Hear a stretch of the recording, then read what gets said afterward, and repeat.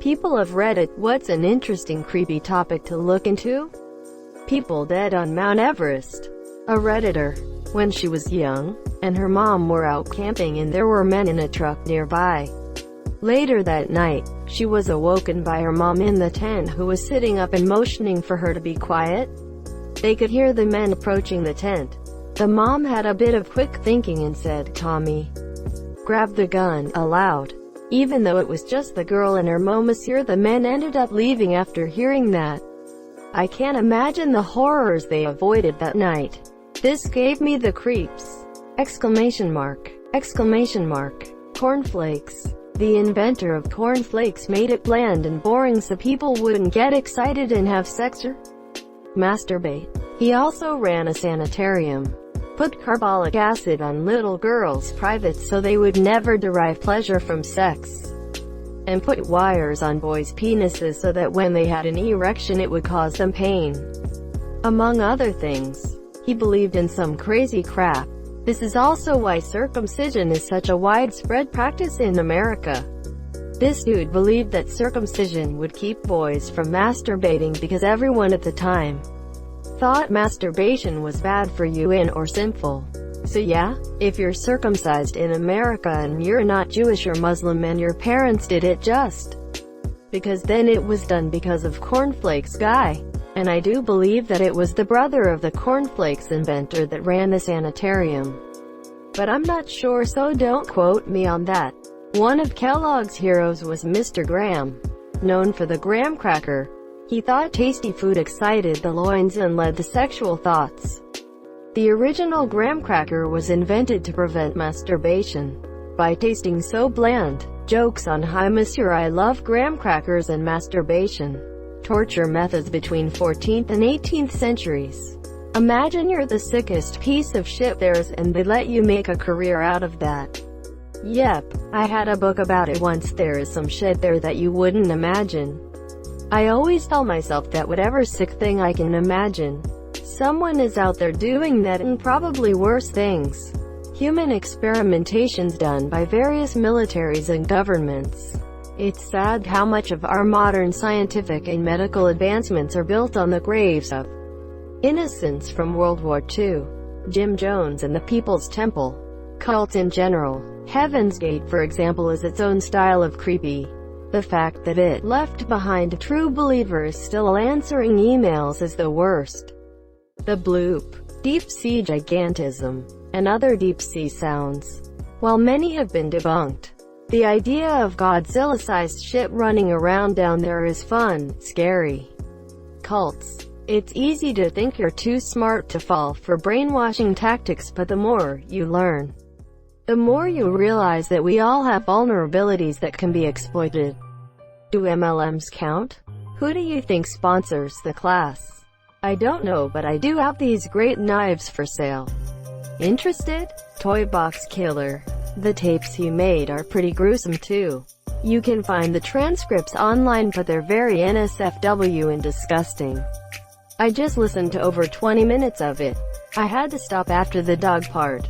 Edit. It's a guy reading the transcript, not the actual audio. But it's still bad. Usually, it'd be declassified documents on serial killers, their activities, and their motives. It fascinates me to know what's going on in the heads of these seemingly deranged nutjobs and why they're committing these atrocities. Read any of the letters Albert Fish wrote to his victims' parents. Richard Chase is a good one too. Probably the most disturbed I can remember being with regard to serial killer actions tendencies. And if you really want to get dark, the transcript of the Toy Box Killer's recorded message which he played to each of his victims is in the public record. It's super disturbing and cannot be unheard. Skinwalker Ranch. Not to be confused with Skywalker Ranch. Not to be confused with Ram Ranch.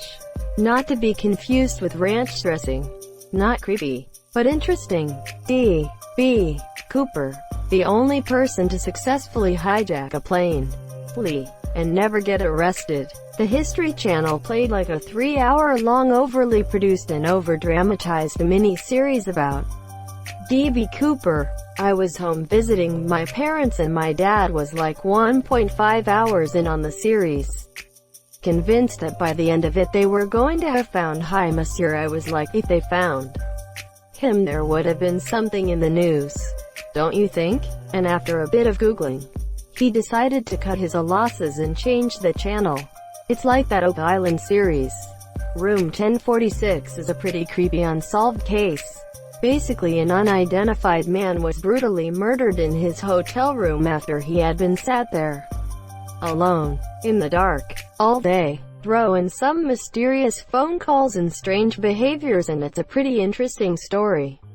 He was identified, forgot his name, but it was epic. But that's really the most the case has to it. Go watch the documentary, Three Identical Strangers. A story about triplets who were separated at birth. It starts out wholesome and very quickly becomes dark. I like to go back and read the thread where Redditors talk about their creepiest moments. From seeing something that shouldn't exist to almost being killed by something super tangible. It's just interesting and creepy to read people's first-hand experiences of fear. Funny how we have the internet and social media to bring in an unprecedented era of interpersonal communication where literally anyone on Earth can talk to anyone else. And one of the top things we do with it is tell each other ghost stories. The flashlight may be digital now, but we all still look when the next kid holds it under his chin. Greater than the flashlight may be digital now, but we all still look when the next kid holds it under his chin. Great line. Our AskReddit creepiest and all other synonyms is permanently in my search bar. I read them while going to bed. It used to be cracked and listverse, but both haven't been doing so well lately. So AskReddit has filled that void for me. Our creepy AskReddit. Enjoy! It's a hub of all the scary, spooky, etc. AskReddit threads. Edit. Thanks for the silver. Alon School. Basically this school was a pseudo-cult, Stanford prison experiment type place disguised as Ascend, the way school for behavior correction. There is a webcomic series by someone who escaped. I am on break at work, else I'd link it. It's since closed, but it went for under the radar for years and years. IRC, a few people died there from the harsh treatments they were given. Lost media. The thought of something either existing but lost to the sands of time, of something never meant to be, is both creepy and terrifying.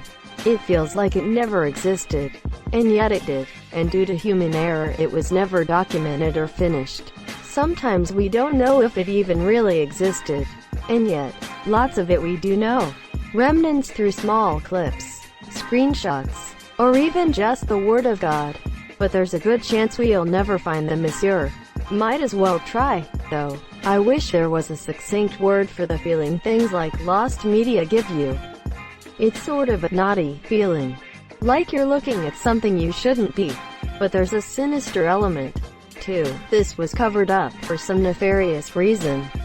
It's the excitement of not knowing something and having it uncovered combined with a superior feeling they couldn't keep it secret from me.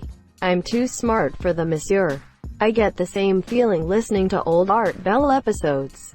For example, the early stages of a good ARG, before it invariably turns into another Marble Hornets. 6 Spoopy 7 Me Snooze Fest have the same effect.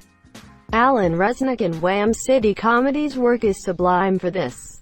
Check out Alan tutorial on YouTube for that sense of, well, that's the word I'm trying to come up with.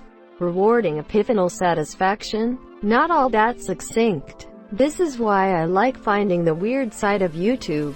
The disappearance of Chris Kremers and Lee Samfroon and the disappearance of the Yuba County 5. The thought that we can be alone in the universe and not alone. What would be scarier, being alone in the universe or not being alone? You tell me. I feel like being alone would be BC what killed everything, and when would it be our turn to get NAED? Randonauting. Is that how those kids found the body parts stuffed in suitcases recently? Yes. Had to Google it. Didn't seem creepy exactly. Can you elaborate? Lately, there have been videos about the locations it's taking people have been coordinates to. Bodies. I've been binging the shit out of criminal psychology. There's plenty of videos of interrogations of some really fucked up people. They're creepy in some ways. Some flat out deny it. Others explain themselves in completely insane manners, and it's so fascinating. Issei Sagawa, wealthy Japanese man kills, fucks, and eats a French woman in France. Gets released after being found legally insane. Then makes a career back home in Japan profiting off his crime. He does writing, artwork, and is a celebrity there. Really shows the dark side of Japanese culture. The Roanoke Colony, Elizabeth Báthory, the band Mayhem and the church burnings, murders surrounding 90s Norwegian black metal bands. H.H. Holmes and his Chicago Hotel, Danvers State Hospital, and serial killers before 1900 are a few that come off the top of my head. Roanoke isn't that interesting anymore. I read that researchers concluded that everyone left, died, or intermarried with local indigenous tribes. What is weird, though, is that area's creepy obsession with Virginia Dare. The list of people who have died via absentia. Unit 731. The strange case of Elisa Lam. The Tulsa Race Massacre. What happened to the pioneers on Roanoke Island? Why my mom calls valid points and reasoning backtalk. And where my dad went. Not gonna lie, that list started off strong and became a roller coaster. Please upvote the post. I want to read something tonight if this blows up. Elisa Lam and the Cecil Hotel. I had to stop reading about her death in the Cecil Hotel because I felt like demons were watching me. Asterisk shiver. Asterisk. Black-eyed kids. Black-eyed peas. Don't do it. I listened to them once and had nightmares for a month. Please trust me and don't do it. Down the rabbit hole playlist on YouTube. I like that he gets outside the usual spooky topics that have already been beat to death by a million other YouTubers. I had never in my life heard of the Austrian wine poisoning controversy. I was riveted for the entire video. I became a big fan of vaporwave music after I learned about it on that channel. If you know anyone else of comparable quality and diversity of topic, please let me know. Frederick Knudsen and Ben Minotti's Oddity Archive are my two favorite YouTube channels. The wife of the leader of the Church of Scientology has not been seen for over 10 years. The higher-ups of the organization claim she is dedicating all her time to the church. But the fact that ever since she got in a big fight with her husband 10 years ago, none of her family members had seen or contacted her indicates foul play. Rumor has it this is why Leah Remini left the church. 1. Serial killers. 2. Unsolved missing person cases. 4. Rare genetic disorders. 5. Alien abduction reports. 6. Human medical experimentation. 7. Anything the CIA has declassified. 8. The Hum. 9. Spontaneous human combustion. 10. Cases of alleged demonic possession. 11. Rare mentally illness. 12. Heat death of the universe. The true story that was the inspiration for the song, The Way, by Fastball. It's based on Leela and Raymond Howard, a Texas couple in their 80s. They were planning to go to a festival they went to every year just 15 miles from their home. But they were both suffering from mental decline. They took off that morning without telling anyone. They never came home. 3 days later they got pulled over 500 miles away from home. Not once but twice. Neither officer was aware they were reported as missing persons at that time. They were let go with a warning. Even though Leela couldn't remember where she lived, the search intensified. Authorities in multiple states were looking for them. It made national news and tips came rolling in, but none led to their discovery. The early news of the search inspired the song, and it was written before they were found. Leela and Raymond were ultimately discovered by hikers a couple weeks after their disappearance. The car was at the bottom of a 25 ft cliff. Raymond was deceased in the passenger seat. Leila was deceased a short distance from the car holding her purse and car keys.